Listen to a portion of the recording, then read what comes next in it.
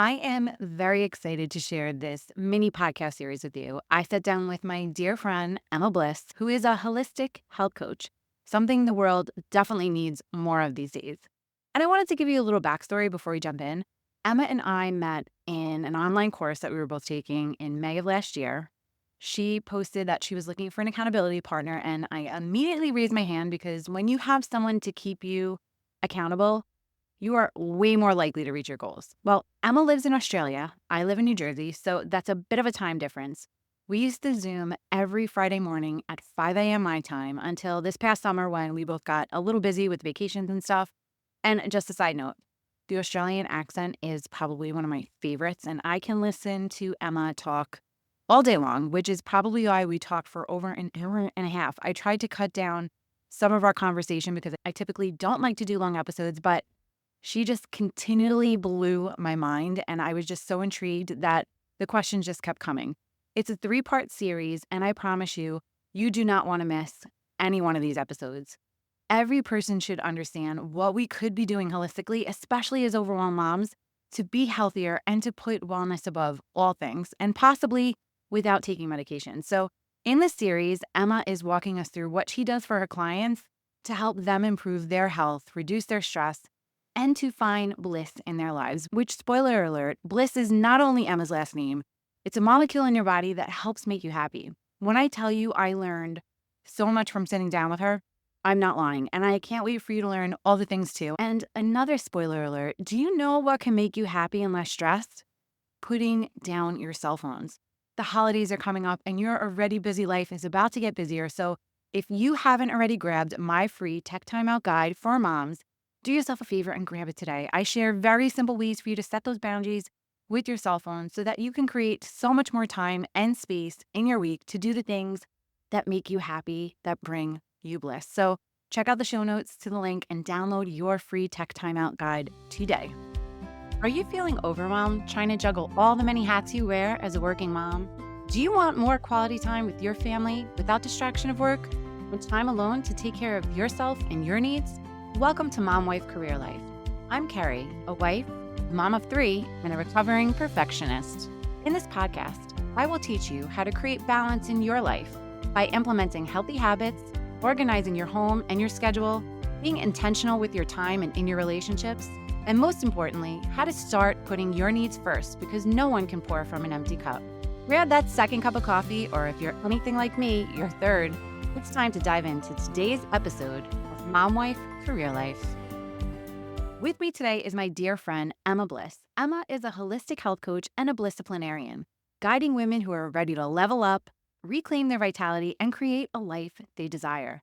By optimizing the body through nourishing diet and lifestyle choices, clearing the mind by releasing emotional blocks and creating balanced thoughts and emotions, and igniting the spirit by connecting to passion and purpose, Emma helps her clients create a pathway to vibrant health and fulfillment. Using tools like iridology, sclerology, cleansing, and detox, she taps into the body's natural ability to heal itself, creating the right conditions for thriving. Emma's emotional clearing techniques enable you to shine a light on your darkness and transform your perspectives. Emma's approach isn't just about feeling better, it's about living fully with more energy and bliss. Whether one-on-one or group coaching, she helps women reclaim their vitality, add more years to their lives, and embrace the wisdom of divine nature both within themselves and the universe. Welcome to the show, Emma. Why don't you tell us a little bit about yourself? What got you into coaching and what is your story? Oh, well, there's two stories really. So there's the bliss story and there's the health story. So I'll start with the bliss.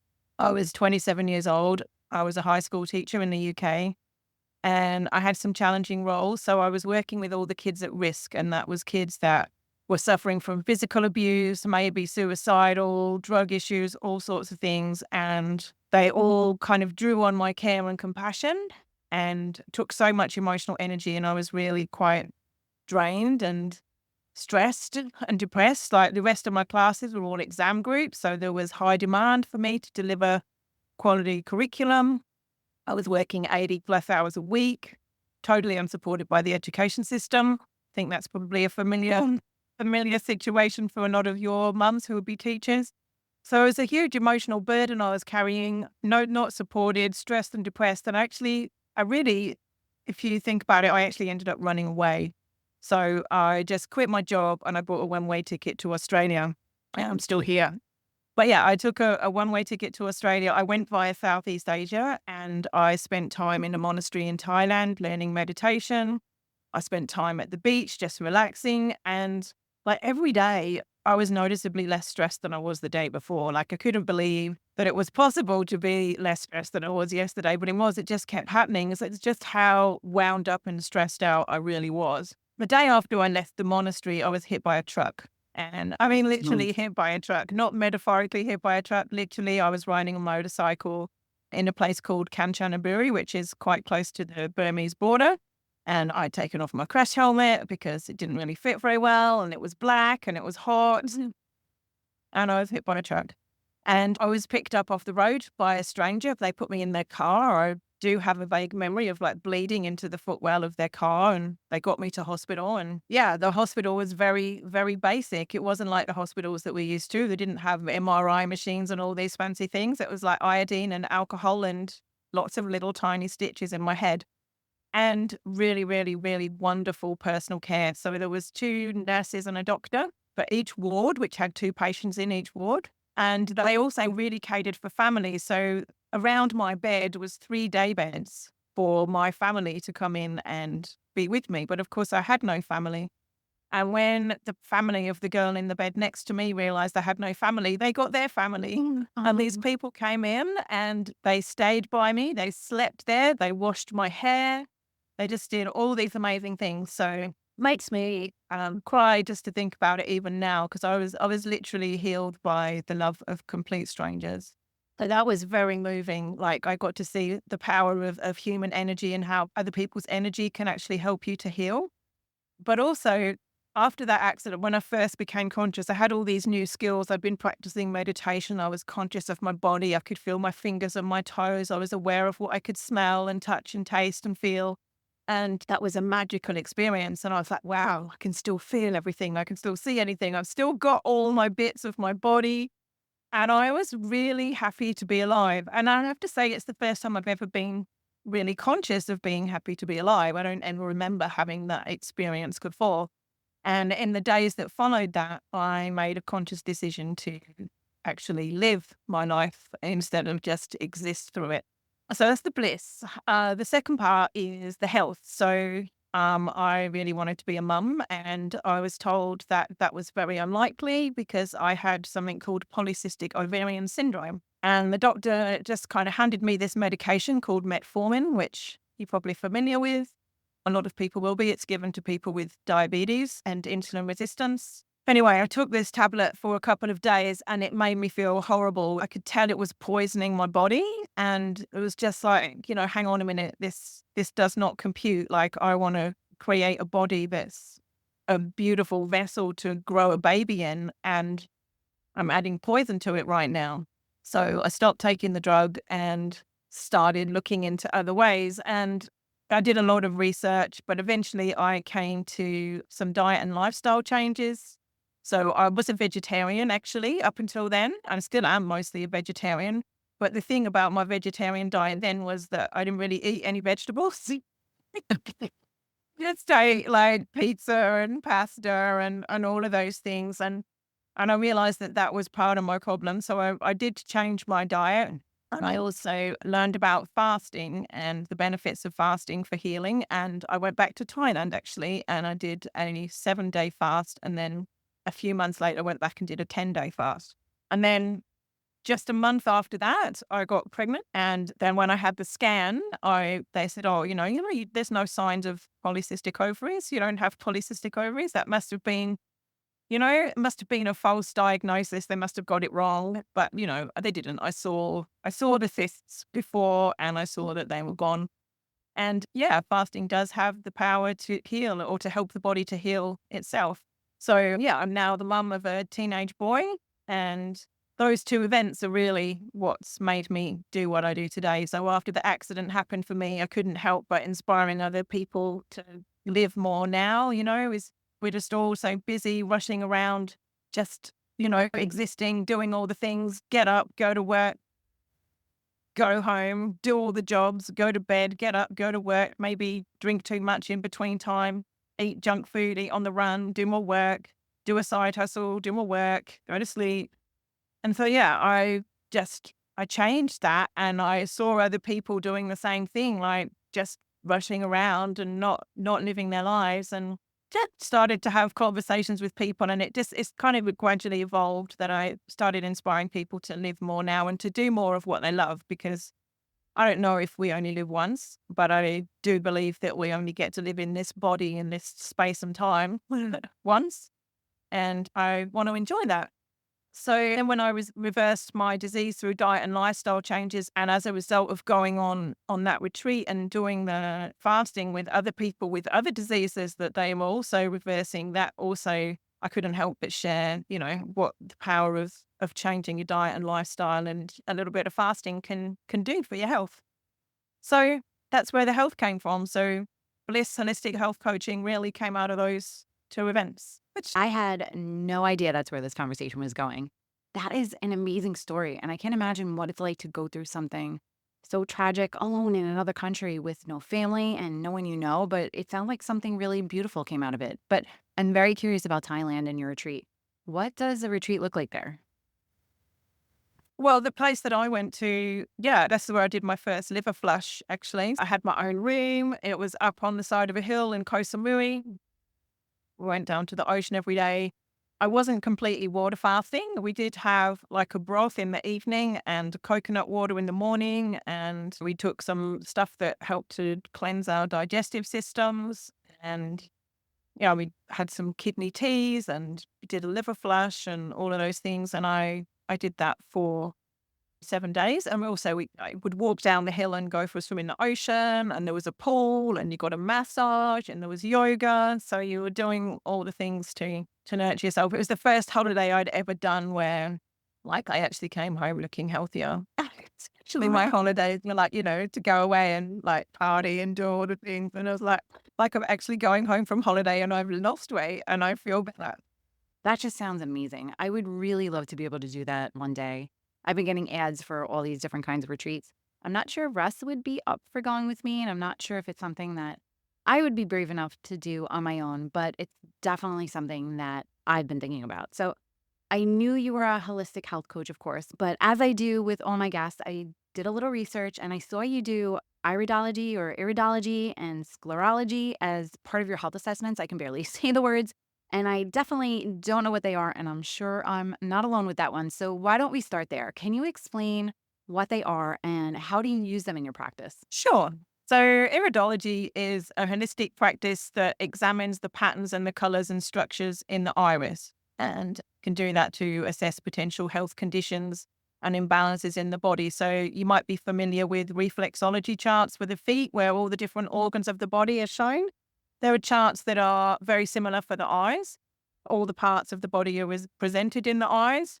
The left eye is mostly the left side of the body, and the right eye is mostly the right side of the body. And the left eye is mostly the mother, and the right side is mostly the father as well. And it's a very old, I don't know if you would call it a science or an art or both, but it dates back years. So there were silver plates with detailed eye diagrams found in Tutankhamun's tomb. And there is archaeological evidence for the practice of iridology in India and China over 3,000 years ago as well. So it's a long time that this has been practiced. And as with many of those things, as science comes along and science starts to have a look and examine things, we go, oh, that's true. So yeah, all the areas of the body are represented in the eye. So it's kind of like the screen, like the monitor for the body, so you can actually see what's going on inside. It's not a diagnostic tool, so I couldn't look in your eyes and say, okay, you've got this certain disease. And I never would actually, because I don't believe that's a way that any health advisor should treat someone. But what we can do is we can have a look and we can get an insight as to what's going on in the body and what your potential is. So the markings can show us predispositions. So things that you may have inherited from up to 3 generations back. And like I said, the left eye is mostly a mum, the right eye is mostly a dad. So we can see what you've what you've inherited from where. And it can be physical and it can be emotional and it can be energetic as well as, as well as a physical thing. It could also just be the emotions. It could be the relationship that you had with that parent.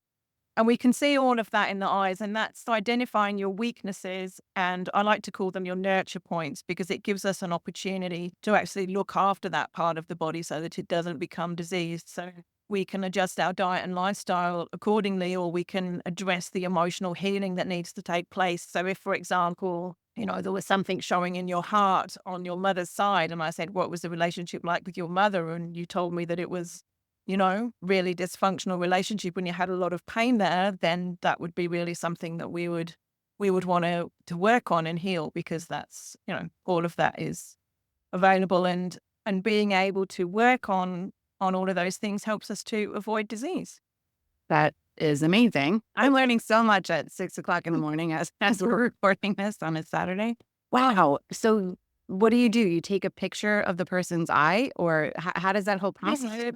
You can, nowadays people do take the picture. When I first had my iridology done, somebody just looked in my eyes with a big magnifying glass and told me all the things. But yeah, now I do have a camera that does take a photograph of people's eyes. And that's really good because you can see how they change over the time. So far we've only talked about the iris. So the iris, most people believe, only accumulates markings. So you do have some that you're born with that can, like I said, that can show what you've inherited and what potentials you have, but you also accumulate things as well. So for example, one of my friends, I'd known her for ages, and when I took her eye photos, there was this hole in one of her ovaries, in the area where one of her ovaries was. And I was like, oh, what happened to your, I can't remember which, left ovary?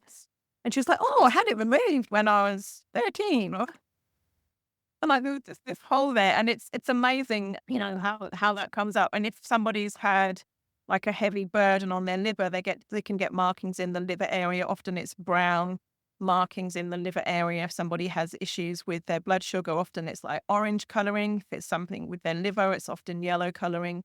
So those are the kind of things that we can accumulate over time. So when we see that we've got things we've accumulated in the same place as potentials we've inherited, then we know we really have something that we need to look at and support to nourish that organ so that we do avoid disease. My mind is completely blown right now. So you're saying that you can look into my eyes and see all that? I don't understand why this isn't common practice. Like, why don't doctors know how to do that? I understand the need for blood work, but if there is another tool that they could be using, especially a non-invasive tool that can give them a little more insight to even go along with the blood work into what is going on, or at least a starting point to ask questions, I just don't get it. Yeah, and it's not a diagnostic tool. So, it's just giving us an insight, and it enables us to ask some questions. And often those things, so this is where sclerology comes in. So sclerology is very similar in that there's a map of the eyes as well for the sclera. So the sclera is the whites of the eye. So we've talked so far about the iris. The sclera is the whites of the eyes. And this can change more rapidly, and it shows us more about what's going on right now. So your iris tells us what you've inherited, what's from the previous generations, and what you've accumulated in your lifetime. Sclerology is much more current. So you'll be familiar, like if you've had a hard night out, you'll probably have red eyes. If you've had a hard time emotionally, you'll probably have red eyes, but they do clear up quite quickly. It does change. The sclera can tell us, a lot more of what's going on right now. And we can look into that, and we can actually see where there is dis-ease in the body. And I'm just saying dis-ease rather than disease. And often, and this is where a lot of my clients come from, they've been to the doctors, they've had the blood test, the doctor says there's nothing wrong, it's all normal, but they know it's not normal. And we can look in the eyes and say, yeah, well, your thyroid is normal, but actually your thyroid does need a bit of nurturing, and we can nurture the thyroid before they get to the point where it's showing up as disease in the blood test. That's exactly why doctors should know how to do this process. If a blood work comes back within normal limits and they could just take that extra step, that's just so frustrating. So as part of your program, is that something you do for clients, that kind of analysis of the eye? Not for all of them, no, but for people that want it, yes. If people live near me, I can take their photos, and I do have a network. There's actually lots of people that take iridology photos all around the world, and I can usually find someone that's close to the person. So I've worked with people in the US and New Zealand, but I can usually find someone that can take photos. And at the very worst, actually now, even with an iPhone, you can, for the iris at least, you can get enough data to get a good idea of what's going on. So yeah, I do offer that too. And we took like really close eye pictures of my daughter because me and two of my kids have very dark brown eyes. And then my middle one has like a beautiful, like hazel color eyes. So like we went really deep into her eyes and I couldn't believe what's in there. So I'm very intrigued and we're going to have a side conversation about this. I could probably talk about this all day, but I know we have a lot more to talk about. Brown eyes are actually quite hard to see. So with the brown eye, it's actually much more difficult to see than it is with a blue eye. So or blue or a green eye. So a lot of eyes, where there's really only two eye colors, blue and brown, and then there's other things in between. Do you know what I mean? As they get mixed. But yeah, when it's with the brown eye, a lot of the things are covered. With the blue eye, you can actually see a lot more. If you've got a mixed eye, then they're really interesting. You get to see both. Yeah. Often in modern medicine, we look at the root cause and we just prescribe a drug for the symptom. And then we prescribe another drug to help with the side effect of that symptom. And what iridology and sclerology can do is give us the opportunity to see where the imbalances are in the body. And if we address those imbalances and give the body the food and the conditions that it needs, it can often heal itself. And we do heal ourselves. You fall over, you cut your leg, it heals itself. Like so many things heal themselves in our bodies, but we've suddenly want to take over and like give it a medicine and do the things. But actually, a lot of the time, if we just give it the time and the space and the tools, the ingredients, the foods that it needs, then it can put itself right, bring itself back into balance. So through your studies, have you learned like what certain foods heal certain symptoms? Yep, I have. Yeah. I don't diagnose anything and I don't prescribe anything, but yeah, there are foods that nourish all the different organs of the body.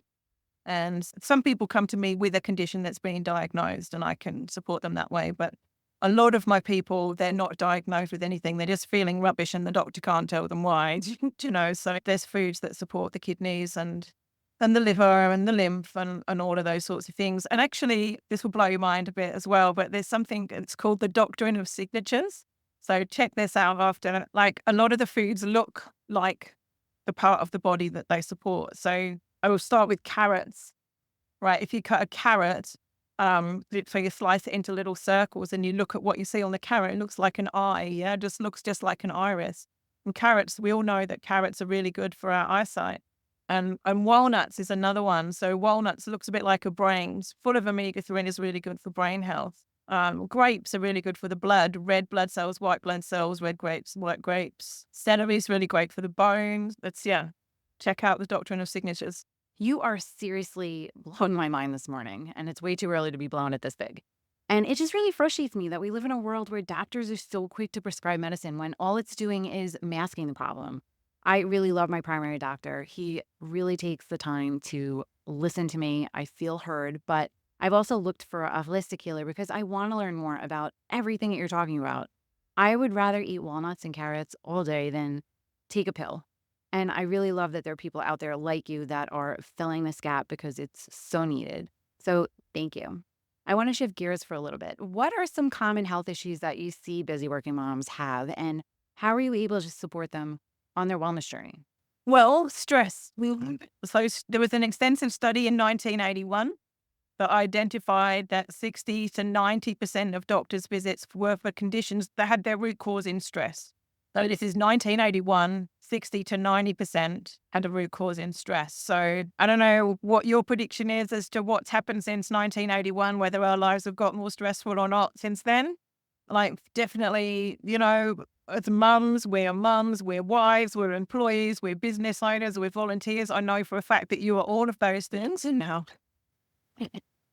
And that's normal these days, right? We voluntarily do that. Do you know what I mean? Like you're doing that because you want to do that and because you've got all these goals and all these things that you want to achieve. And we voluntarily put ourselves in all these different directions. We're being super mums and we manage to pull it off, which is amazing, but only for a certain period of time. There's only so long we can run on an empty tank. And and then things start to fall apart. And that's the point when we realize that like we're not invincible and that we do have to take care of ourselves. But there's no time for that, right? When am I going to take care of myself? I've gotten too busy. I've got all these things. And yeah, we just keep going.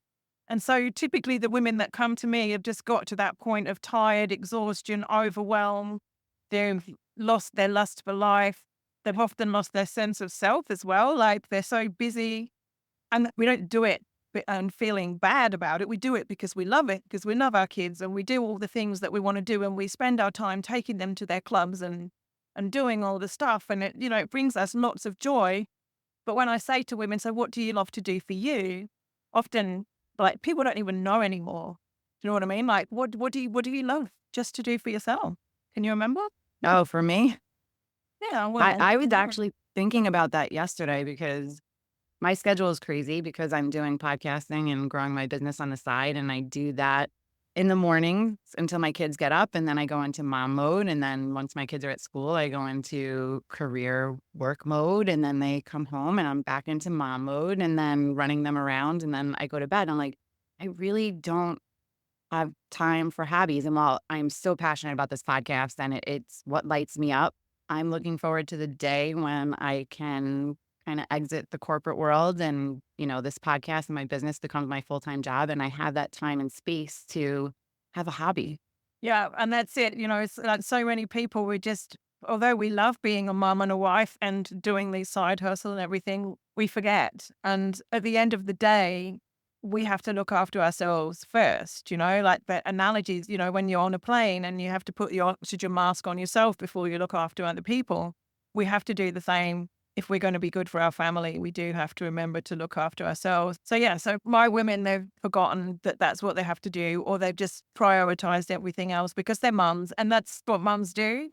But they end up at the doctors because they are exhausted, they're overwhelmed, they're just, sometimes they're depressed. So, well, they've got anxiety and depression because they haven't been sleeping enough and all of those things. And they go to the doctors and they know that there must be something wrong. And they might say, can you check my iron? Can you check my thyroid? Can you check my adrenals? And they'll get all these blood tests done and they come back normal.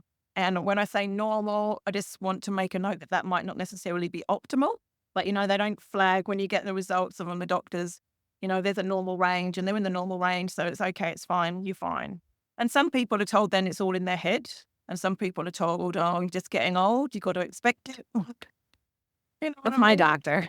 It's all downhill from here. They might say, do you want some antidepressants? I even know of people that have been offered HRT without even having hormone tests. Oh, yeah, you're getting to that age. Like maybe this would help. Here, take these.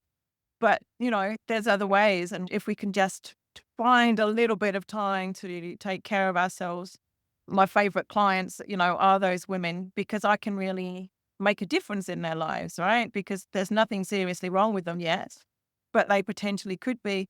And I know your audience, perhaps like I'm a bit older than you, your audience perhaps aren't thinking about their retirement years yet, but there's growing evidence now that the way that the women take care of themselves in their middle years and then into perimenopause and through menopause and through that transition has a really massive impact on their health in old age. So they can live longer, but also have a better quality of life if they nurture themselves in those middle years. And, living longer is great, but we also want to live well, right? So, you can live a long time in the aged care facility, rattling your drug packet, or you could be playing with your grandkids and your great grandkids even, and, having a great time. So we want to live long and to live well. And we really have an opportunity if we nurture ourselves through these middle years to do that. This is a great place to pause. If you haven't taken a close-up picture of your eye, I highly recommend taking your iPhones or whatever kind of phone you have and taking a close-up picture of your iris. What you actually see in there is pretty amazing at how intricate it is. It almost looks like a forest. It's truly the window into your body. So check that out and make sure you come back for the rest of the series. If you aren't already part of our Facebook community, Work-Life Balance for Working Moms, come on over and hang out with us. Emma's actually in that group, so you could chat with her too. If you don't already follow the show, take a second and hit that follow button so you never miss another episode. Sending you so much love and light until next time on Mom Wife Career Life with Carrie Pat. before you go, if you found this podcast helpful, I would be so grateful if you would take a minute, go on over to iTunes and leave me a review. If you have other stressed out mamas in your life that you feel this podcast could help, take a screenshot of this episode, post it on your Instagram stories and tag me, and let them know that they are not alone and they can create balance in their life too. If there's a topic you'd like me to cover or you just want to connect, DM me on Instagram at mom.wife.career.life or come on over and hang out in our free Facebook community, Work-Life Balance for Working Moms. Sending you so much love and light until next time on Mom Wife Career Life with Carrie Pat.